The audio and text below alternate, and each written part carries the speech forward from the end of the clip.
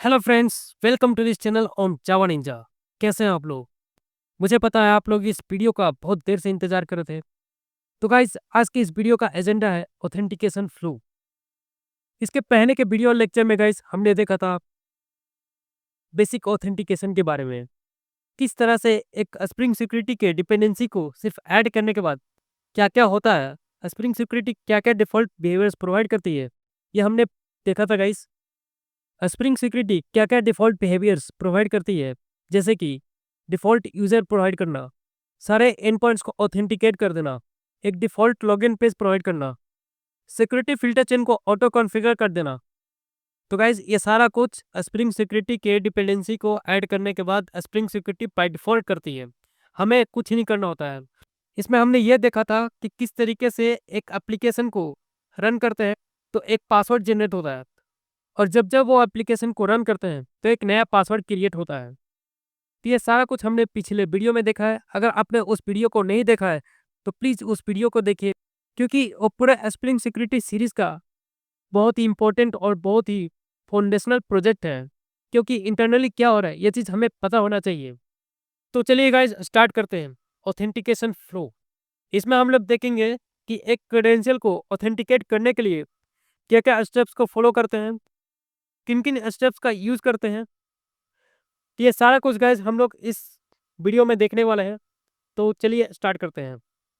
इसे स्टार्ट करने से पहले एक प्री रिक्विजिट है कि स्प्रिंग सिक्योरिटी फ्लो इस वीडियो सीरीज का पार्ट 3 है, उसे आप जरूर देख के आइए, क्योंकि उसमें हमने सारा कुछ बता रखा है कि किस तरीके से एक यूज़र ब्राउज़र से रिक्वेस्ट करता है, ब्राउज़र से रिक्वेस्ट होने के बाद रिक्वेस्ट सिक्योरिटी फिल्टर चेन के पास जाता है, सिक्योरिटी फिल्टर चेन उस रिक्वेस्ट को इंटरसेप्ट करती है।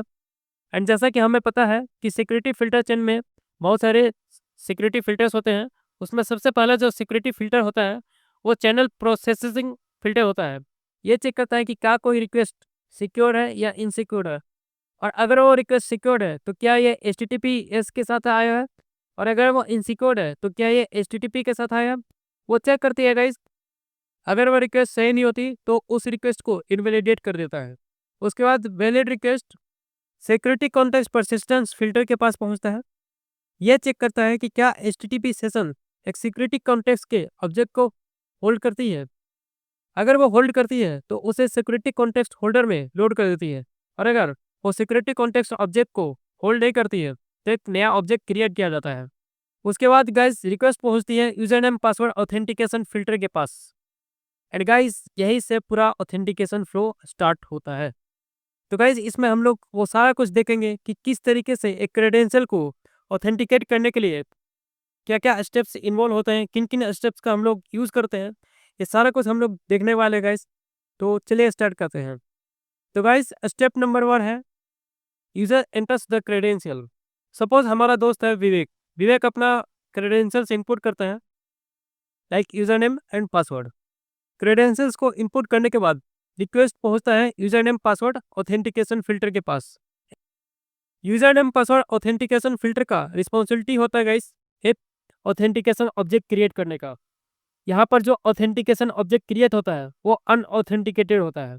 यह authentication object user name password को यूज करते हुए क्रिएट करती है, और जब वो ऑथेंटिकेशन ऑब्जेक्ट क्रिएट हो जाता है तो रिक्वेस्ट को ऑथेंटिकेट करने की रिस्पॉन्सिबिलिटी को डेलीगेट कर देता है ऑथेंटिकेशन मैनेजर के पास।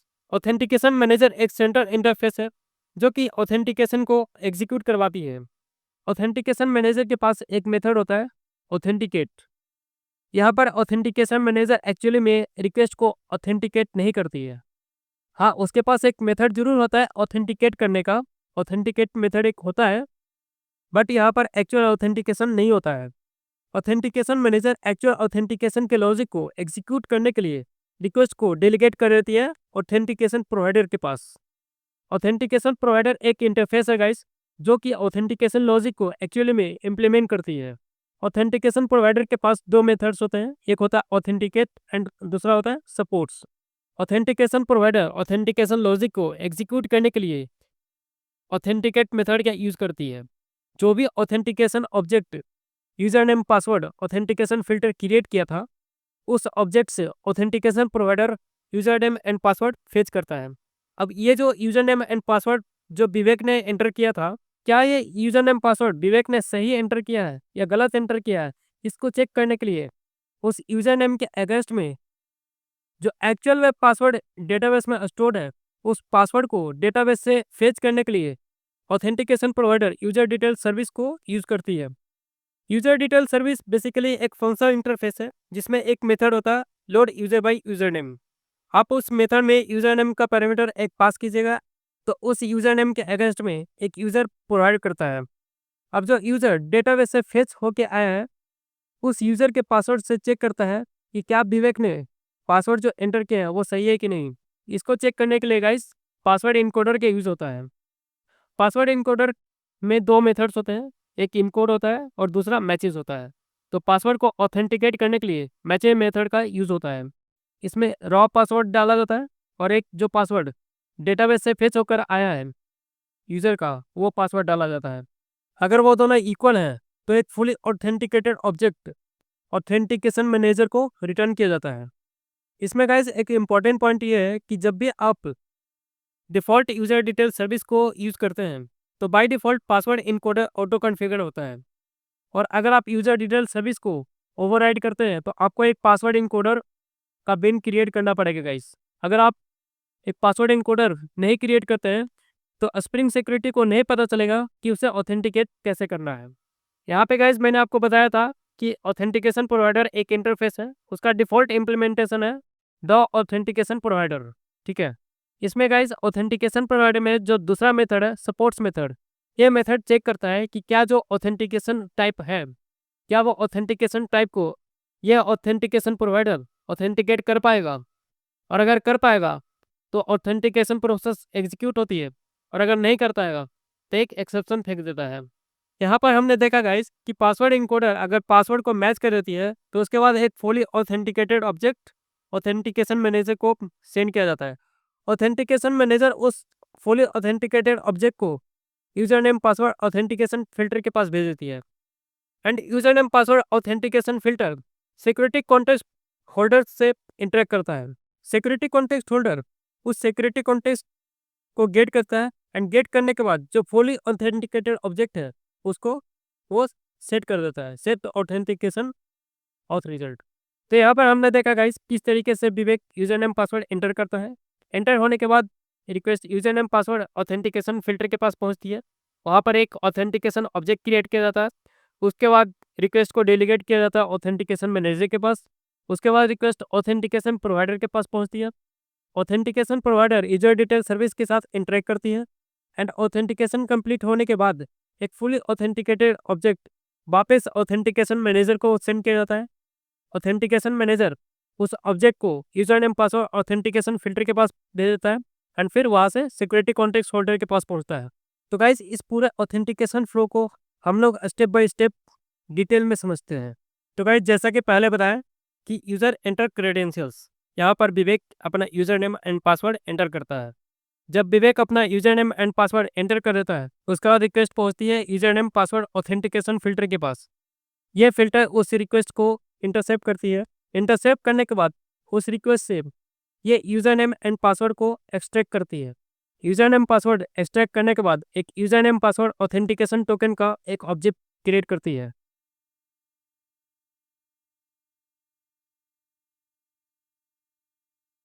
यहाँ पर एक user name password authentication token का एक ऑब्जेक्ट क्रिएट किया जाता है with the help of those credentials. And object create होने के बाद रिक्वेस्ट को डेलीगेट कर दिया जाता है ऑथेंटिकेशन मैनेजर के पास। ये फिल्टर खुद से रिक्वेस्ट को वैलिडेट नहीं करती है, रिक्वेस्ट को ऑथेंटिकेट होने के लिए ऑथेंटिकेशन मैनेजर को डेलीगेट कर देती है। तो यहाँ पे लिखा हुआ है filter does not validate, it only package credentials and ask the manager to authenticate. ठीक है, user name password authentication filter में गाइस बहुत सारे मेथड्स होते हैं, उसमें से एक मेथड है अटेम्प्ट ऑथेंटिकेशन। ये मेथड बेसिकली रिक्वेस्ट से यूजर नेम और पासवर्ड को एक्सट्रैक्ट करती है।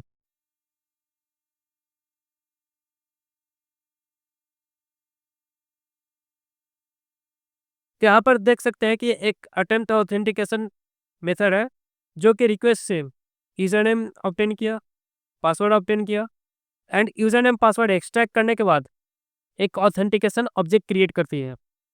Authentication auth request equal to new user name password authentication token, यहाँ पर यूजर नेम एंड पासवर्ड डाल दिया गया। एंड ये ऑब्जेक्ट क्रिएट होने के बाद रिक्वेस्ट डेलीगेट हो जाती है ऑथेंटिकेशन मैनेजर के पास। तो गाइस फिल्टर सेव रिक्वेस्ट पहुंचता है ऑथेंटिकेशन मैनेजर के पास। ऑथेंटिकेशन मैनेजर एक सेंट्रल इंटरफेस है जिसके पास एक मेथड होता है ऑथेंटिकेट। इस ऑथेंटिकेशन मैनेजर का काम होता है गाइस रिक्वेस्ट को डेलीगेट करना। ये खुद से कभी भी ऑथेंटिकेशन प्रोवाइड नहीं करता है। एक्चुअल ऑथेंटिकेशन को एग्जीक्यूट करने के लिए वो रिक्वेस्ट को डेलीगेट कर देता है ऑथेंटिकेशन प्रोवाइडर के पास। और जब ऑथेंटिकेशन प्रोवाइडर रिक्वेस्ट को ऑथेंटिकेट कर देती है तो एक ऑथेंटिकेटर ऑब्जेक्ट ऑथेंटिकेशन मैनेजर के पास भेजता है गाइस। इसका जो कॉमन इम्प्लीमेंटेशन है वो प्रोवाइडर मैनेजर है। प्रोवाइडर मैनेजर इस ऑथेंटिकेशन मैनेजर को इम्प्लीमेंट करती है। प्रोवाइडर मैनेजर के पास लिस्ट ऑफ ऑथेंटिकेशन प्रोवाइडर्स होते हैं। वो हर एक ऑथेंटिकेशन प्रोवाइडर में चेक करता है कि क्या ये जो रिक्वेस्ट आई है इस रिक्वेस्ट को यह पार्टिकुलर ऑथेंटिकेशन प्रोवाइडर ऑथेंटिकेट कर पाएगा कि नहीं। और जैसा कि आपको पहले बताया कि उस प्रोसेस को चेक करने के लिए सपोर्ट्स मेथड का यूज़ किया जाता है ऑथेंटिकेशन प्रोवाइडर में। कॉमन इम्प्लीमेंटेशन प्रोवाइडर मैनेजर है। ये लिस्ट ऑफ ऑथेंटिकेशन प्रोवाइडर को होल्ड करती है। ये उन लिस्ट ऑफ ऑथेंटिकेशन प्रोवाइडर को आइटरेट करती है जब तक कि रिक्वेस्ट ऑथेंटिकेट ना हो जाए। प्रोवाइडर मैनेजर या फिर ऑथेंटिकेशन मैनेजर को आप लोग गाइस एक प्रोजेक्ट मैनेजर की तरह समझ सकते हैं। प्रोजेक्ट मैनेजर क्या होते हैं? प्रोजेक्ट मैनेजर के पास काम बहुत सारा रहता है, बट क्या प्रोजेक्ट मैनेजर खुद से कोई काम को एग्जीक्यूट करता है? नहीं करता ना। प्रोजेक्ट मैनेजर के पास बहुत सारे एम्प्लॉयज़ होते हैं। वह अपने अंडर के एम्प्लॉयज़ को काम को डेलीगेट कर देती है एंड एक्चुअल जो काम है उसको एग्जीक्यूट कौन करता है? एम्प्लॉयज़ करते हैं। तो यहाँ पर प्रोजेक्ट मैनेजर क्या कर रहा है? क्या वो खुद से काम कर रहे हैं? नहीं कर रहा है ना। वो काम को बस डेलीगेट कर देते हैं कि ये काम है, ये काम को ऐसे ऐसे करना है, कर दो।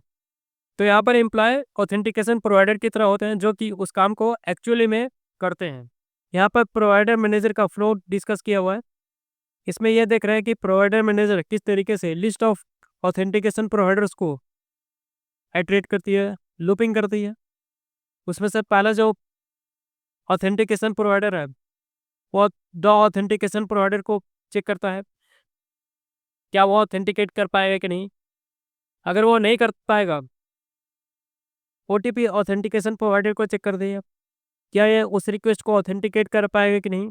और अगर इनमें से कोई भी प्रोवाइडर उस रिक्वेस्ट को ऑथेंटिकेट नहीं कर पाएगा तो गाइस ये ऑथेंटिकेशन एक्सेप्शन थ्रो कर देता है। तो गाइस जैसा कि आपको बताते आ रहा हूँ कि एक्चुअल ऑथेंटिकेशन के लॉजिक को ऑथेंटिकेशन प्रोवाइडर एग्जीक्यूट करती है। और हमने अभी देखा कि प्रोवाइडर मैनेजर के पास लिस्ट ऑफ ऑथेंटिकेशन प्रोवाइडर्स होते हैं। यहाँ पर सिर्फ एक ही ऑथेंटिकेशन प्रोवाइडर नहीं होगा, बहुत सारे ऑथेंटिकेशन प्रोवाइडर्स हो सकते हैं। जैसा कि आपको पहले बताया कि ऑथेंटिकेशन प्रोवाइडर में दो मेथड्स होते हैं, एक ऑथेंटिकेट होता है और एक सपोर्ट क्लास होता है। ऑथेंटिकेट मेथड एक्चुअल में ऑथेंटिकेशन लॉजिक को एग्जीक्यूट करती है। सपोर्ट्स मेथड ये चेक करता है कि क्या वो उस रिक्वेस्ट को ऑथेंटिकेट कर पाएगा कि नहीं। और जैसा कि आपको पहले बताया कि ऑथेंटिकेट करने के लिए authentication provider user detail service के साथ इंटरेक्ट करती है। यूजर डिटेल सर्विस के पास एक मेथड होता है load user by user name. अब हम लोग देखते हैं गाइस यूजर डिटेल सर्विस के बारे में।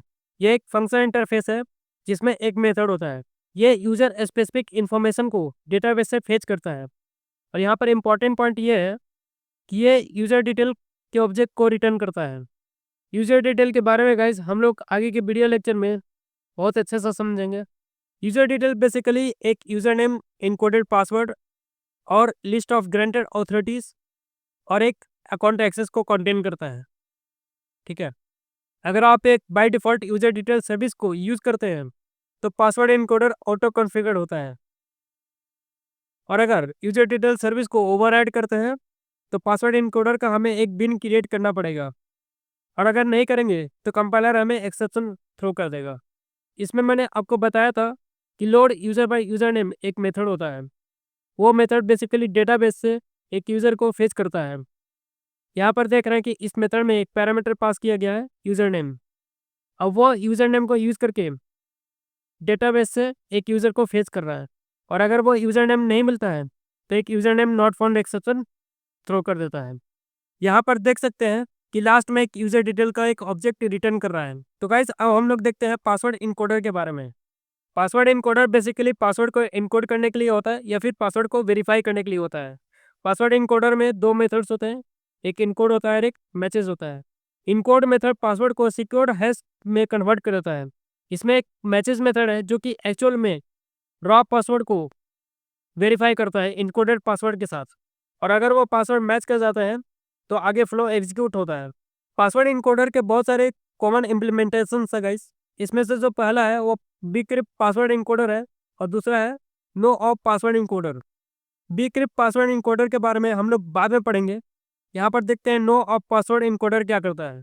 No op password encoder basically password को इनकोड नहीं करता है, ये पासवर्ड को एक प्लेन टेक्स्ट में रखता है गाइस। और ये no op password encoder production में यूज नहीं होता है, it is only used for the testing और डेमोस। यहाँ पर देख सकते हैं कि किस तरीके से कॉन्फ़िगरेशन फाइल में एक पासवर्ड इनकोडर का बिन ऑब्जेक्ट क्रिएट किया है। अगर गाइस यूजर डिटेल सर्विस को आपने ओवरराइड किया है तो ये पासवर्ड इनकोडर का बिन क्रिएट करना बहुत ज़रूरी है। अगर आप क्रिएट नहीं कीजिएगा तो आपको एक्सेप्शन थ्रो हो जाएगा।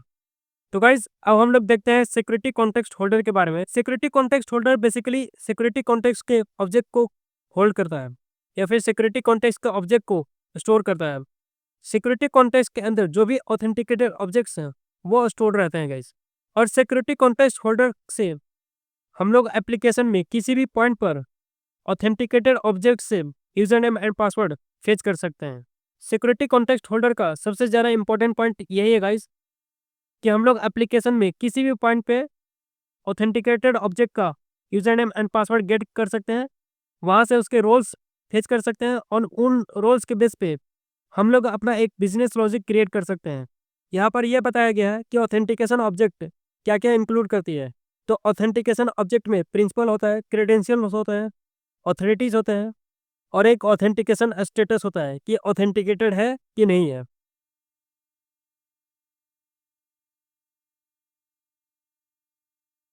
यहाँ पर वर्किंग आपको मैंने बता दिया कि किस तरीके से सिक्योरिटी कॉन्टेक्स्ट होल्डर के अंदर वो ऑथेंटिकेशन ऑब्जेक्ट सेट किया जाता है। और जब हमें प्रोजेक्ट में ज़रूरत होता है तो उस सिक्योरिटी कॉन्टेक्स्ट होल्डर से सिक्योरिटी कॉन्टेक्स्ट को गेट किया जाता है एंड उसमें से ऑथेंटिकेशन ऑब्जेक्ट को फेच किया जाता है। यहाँ पर देख रहे हैं authentication auth equal to security context holder dot get context dot get authentication. इससे हमें ऑथेंटिकेशन का एक ऑब्जेक्ट मिल गया।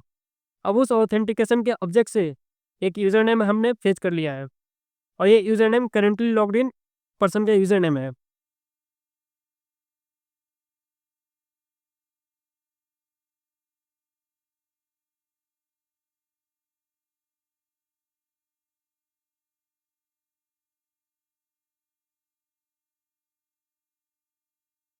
तो गाइस इस तरीके से हमने देखा पूरा ऑथेंटिकेशन फ्लो किस तरीके से काम करता है, क्या क्या स्टेप्स इन्वॉल्व होते हैं। तो गाइस अगर ये वीडियो अच्छा लगे तो लाइक कीजिए, कमेंट कीजिए एंड सब्सक्राइब कीजिए। नेक्स्ट वीडियो में गाइस हम लोग इस ऑथेंटिकेशन फ्लो को इम्प्लीमेंट करेंगे। उसमें हम लोग सारा कुछ प्रोजेक्ट में देखेंगे कि किस तरीके से एक एक चीज़ को इम्प्लीमेंट किया जाता है। तो आगे आने वाला वीडियो गाइस बहुत इंपॉर्टेंट है, उसे ज़रूर देखिएगा। तो गाइस मिलते हैं, थैंक यू।